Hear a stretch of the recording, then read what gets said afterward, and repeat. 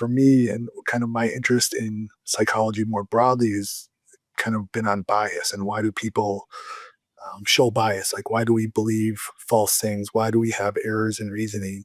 And I remember, and even in my intro to psych class, learning about confirmation bias, and it kind of blew my mind in that, like, wow, like this is amazing. This explains so much and how people behave and why they believe the things they do, and thinking that applied to religion and everything else, and politics and all areas of life. And so that was a big step for me, because then when I wanted to start studying religion and studying it from a psychological perspective, I was very adamant that, all right, if I'm going to study this and critique it, I need to avoid confirmation bias. My bias is against religion, and so I need to look on both sides. I need to see what, if anything, religious people have to say about their beliefs and why they believe, and see where they're coming from that perspective.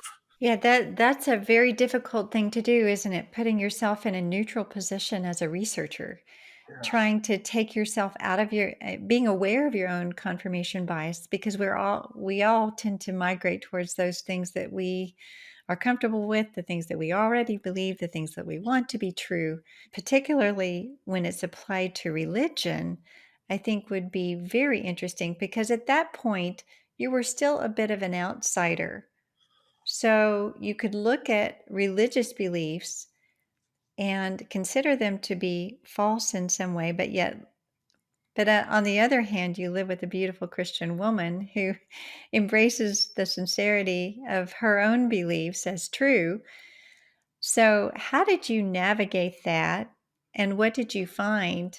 And I am curious, as an aside, as why you think people embrace false beliefs. What's hard about it is that it's also the same reason, or partially the same reasons, people embrace true beliefs, right? And so there's just so many factors involved, especially with complex decisions. But for me, where I kind of started my journey was with the Case for Christ. I didn't really know anything about it. I didn't even know the title of the book. So I Googled book written by atheists who became a Christian, and that's what popped up. And so I was like, oh, that sounds like that book I've heard about. That might be it. So I'll start there. And so I started there, and that's when podcasts had just kind of started. So I was listening to some podcasts and watching videos. I read some other books, both from Christians, non-Christians, atheists, people of other religions, or articles. And some of this we were talking about already in class. I took a psycho-religion class, and we were reading some literature from different religious groups and things like that. So part of it was already what I was doing in school, but I was kind of going above and beyond on my own and researching it, looking up, trying to kind of really understand what different people believed and why. And what were you finding? And for those who aren't familiar with the Case for Christ, can you explain what that is? Yeah, so Case for Christ was written by Lee Strobel, who his wife actually became a Christian, and he wanted to essentially disprove it. And so he did a bunch of research and looked at Christian scholars for kind of the reliability of the New Testament, and was shocked to find out that it's actually a reliable text. And as a result, he became a Christian. And so that was kind of similar to then, I didn't just read that book. I read some of his others and other Christians, and got deeper into the evidence. But that was kind of my experiences. I thought, the Bible wasn't reliable. I thought it was a translation of a translation of a translation, and that had been changed. And so um, reading reading that and finding out otherwise was shocking to me. And then hearing some of the natural theology arguments, such as the cosmological argument or teleological arguments, some of those that were really convincing to me. But for me, again, trying to avoid confirmation bias, or at least have the presumption of humility. It's like, okay, well, I'm, 21, 22-year-old college student at that point. Um, Maybe I'm just being fooled by these Christians, because for me, if I thought if the apologetic arguments were any good at all or true, like this is what preachers would preach every week in church, or all my religious friends, my grandparents, like, why haven't they told me about this?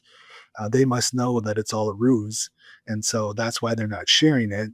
And so it must be false. And so I have to go and see what the atheists, scientists, and philosophers are saying and how they respond to these arguments because I don't have the knowledge to know better. And so when I was doing that, I was surprised that their arguments weren't as deep or as good or consider as many factors. And so that was a huge surprise to me. So you were coming across these fairly strong or compelling apologetic or arguments for God, like you mentioned the cosmological argument or the teleological argument, but the refutation of the atheist philosophers wasn't as substantive as you thought it was. For those who aren't familiar, again, in a nutshell, can you talk very briefly about what the cosmological argument is or the teleological argument is? Yeah, so the cosmological argument, and there's many forms of it, but essentially is about why does something exist rather than nothing, or kind of the creation of the universe and what caused the universe to exist in the first place. And so those arguments hopefully point to some sort of um, supernatural being, something outside of the universe with the traits that we see in the Christian God. And then the teleological argument would be, the kind of different variations of that, but kind of focus on the divine design of the universe or of the systems within the universe, such as life and things like that. So, various levels of complexity that we see that wouldn't likely occur without some sort of divine intervention. So, as you were moving through these arguments and evidences for the Christian faith, and you were counterbalancing that with the more naturalistic, atheistic philosophy and alternative religions, what were you finding? Ultimately, I thought that the arguments would be discounted by the atheists when they say, here's where these Christians are getting wrong data or they're misrepresenting the science. And to some degree, they tried to do that, but it was more as like, well, we don't know, or this could possibly happen, or, you know, with like the design argument, the claim like, well, with how big the universe is, it's sure that life would develop somewhere in the universe. But then you look at, the actual numbers from Christians, which they didn't come up with the numbers on their own, but by putting together secular sources, come to see some of the numbers that even with accounting for how big our universe is, the chances of life developing spontaneously are essentially zero. They're so small. And so the atheists weren't able to really give good explanations for then why life would have developed.